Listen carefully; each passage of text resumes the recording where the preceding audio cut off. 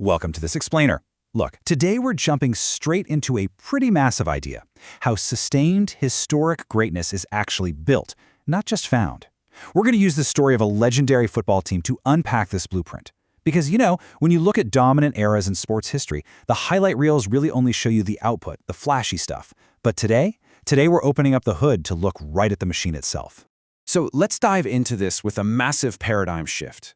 We usually treat greatness like it's weather, right? We treat it like a lucky meteor strike of talent. It just sort of arrives, you stand under it, and you're just incredibly grateful it hits you. But true inevitability? That is engineered. It's like physics. It is built, completely on purpose, from parts you have actually shaped yourself. And the absolutely crucial point here is that raw talent is abundantly available, but it's rarely decisive all on its own. I mean, as our source material pretty bluntly puts it, talent is common. The graveyard of football is full of it. Every single league in the world is just packed with dazzling players who, ultimately, win absolutely nothing of significance. Raw talent needs a structure to organize it into an undeniable force.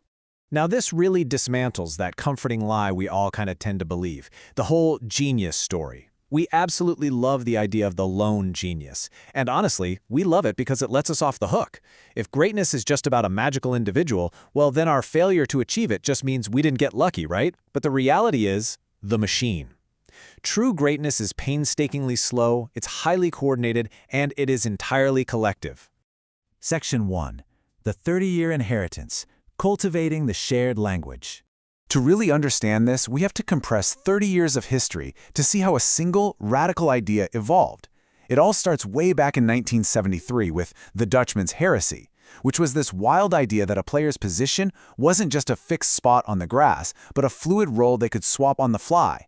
Fast forward to 1992, and the Dream Team proved this idea at the absolute summit of the sport. But then come the lost years. Institutional drift kind of sets in, the organization totally forgot their identity and just started chasing generic, expensive star players. It literally wasn't until 2008, when the architect arrived, that the machine was finally switched back on. So how on earth did that core idea even survive the drift? Well, it survived inside a building, the farmhouse. And here's the thing, it wasn't just a talent factory, it was a pure culture transmission system. They taught the exact same philosophy, in the exact same language for decades, literally decades, until it became a shared mother tongue for every single child who walked through those doors. And at the heart of that transmission was the rondo. I mean, to an outsider, it basically looks like a humble game of schoolyard keep-away, but inside the farmhouse, it was absolute doctrine. By practicing this relentlessly, these kids completely absorbed a hierarchy of values. Quick thinking, sharp angles, and technical precision totally outclassed brute physical strength. They learn the one golden rule: the ball is precious and space is everything. Section 2. The unthinkable architect, fusing the materials into a machine. Okay, so to run this system, the institution made a crazy move. They hired an unproven rookie, a former player who happened to carry the ultimate blueprint right in his head. And his very first move? It shocked the world. It's called clarifying subtraction. The architect willingly threw out massive, world-class individual talent and, massive egos right along with them. Why would anyone do that?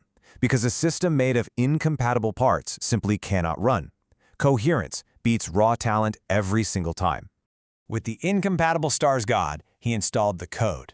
He didn't hand them some rigid, giant playbook. Instead, he just installed these 3 interlocking principles. Number 1, keep the ball to control the game. Number 2, position yourself to create passing angles. And number 3, the second you lose the ball, hunt it back immediately. This created a shared operating logic that honestly looked like pure telepathy out on the pitch. But really, it was just everyone running the exact same mental software. Section 3. The engine room. Prepaying the tax of teamwork. Now, this right here is where the sports world fundamentally misunderstands value. Think about the difference between assembled stars and grown teams. When you buy assembled stars, like tossing the best players into a shopping cart, you are paying a massive coordination tax in real time. They literally have to figure out how to play together under immense pressure. But grown teams with deep roots, they prepaid that coordination tax through a shared childhood. That shared history is just a huge, invisible competitive advantage. They didn't even have to communicate out there. They just knew. That engine room was essentially made of 3 specific roles. First, you have the pivot, providing the platform and protection, basically doing all the quiet, unglamorous work. Then the metronome, providing the rhythm and circulating the ball perfectly. And finally, the dancer, providing penetration and unpredictability to totally break the defensive lines.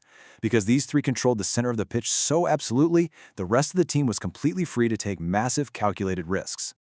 Section 4. The Code and the Genius. Unlocking the smallest man in the room. So with the engine room totally humming, the delivery system was finally ready for the ultimate finishing piece, a tiny genius who had actually almost been rejected by the football world just because of his size. And you have to notice the paradox in this quote. The surest way to unlock an individual's greatness is to refuse to depend on it. Instead of burdening their star player to carry the entire team on his back, they built a machine that literally did the heavy lifting for him. The ultimate proof of this was a brilliant tactical invention called the false nine. Faced with a rival's physically overpowering and highly expensive defense, the architect didn't try to fight fire with fire. He simply changed the geometry of the game. Instead of having his small genius fight giant defenders, he had him dropped deep into the midfield. He didn't try to overpower the opponent's strength, he just stepped around it, leaving those giant defenders with absolutely nothing to push against. And the results? They were historic. The system absolutely did not diminish the individual. It multiplied him. By handling the 90% of the work that didn't require singular brilliance, the pressing, the positioning, the circulation, the system freed the genius up. He could apply all of his energy exclusively to the 10% that did require brilliance. He became the lethal endpoint of a flawless delivery system, and he put up numbers that literally broke the sport's sense of scale. Section 5. Building your own machine. Translating the blueprint to your world. All right, let's pull this out of the sports arena for a second and look at the actionable steps you can actually take today for your own organizations. These are the 4 disciplines. First, inherit and refine. Constant custody and refinement over time beats pure originality hands down. Second, build the people before the team. Cultivate that shared alignment and shared language first. Third, make the system the star. Prioritize compatibility over raw talent so your best people can truly shine. And fourth, win the argument. Hold on to your convictions under pressure, because an absolute belief will always outlast a team just looking for a quick win. So I want to leave you with this final thought. Look at your own teams, your own projects, your big ambitions. What's your strategy? Are you just sitting back, looking at the sky, hoping a solitary genius walks through the door to save the day? Or are you doing the unglamorous, patient, utterly transformative work of actually building a beautiful machine? The choice is entirely yours. Thanks so much for joining me for this explainer, and I'll catch you next time.